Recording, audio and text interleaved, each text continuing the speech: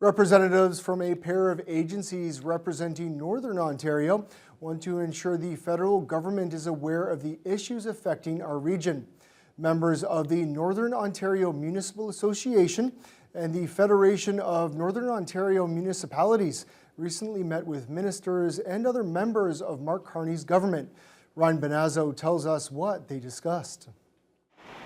Leadership from the Northern Ontario Municipal Association and the Federation of Northern Ontario Municipalities were recently in Ottawa, raising a number of northern issues with some high-profile members of Mark Carney's cabinet, including Finance Minister François-Philippe Champagne, Industry Minister Mélanie Joly, and others.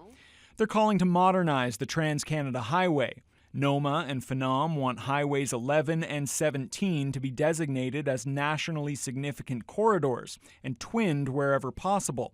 They also want 2+1 highways with a center passing lane that alternates directional right-of-way across the Canadian Shield. NOMA President Rick Dumas says Canada's economy can't afford another infrastructure issue like the one in 2016 when the Nipigon River Bridge failed. Canada literally is cut in half by the Nipigon River Bridge and their Nipigon Rail Bridge. So you can imagine your goods and services are traveling through this country through that one critical area.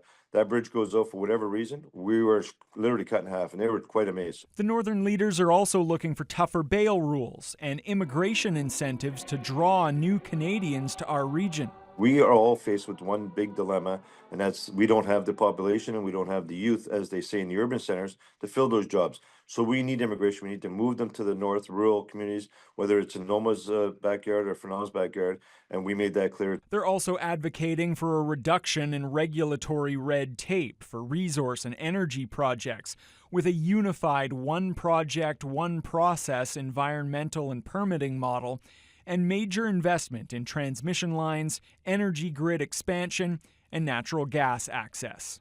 Dumas notes they weren't able to secure any commitments from the government, but he does believe that their message was heard loud and clear. Ryan Benazzo, TBT News.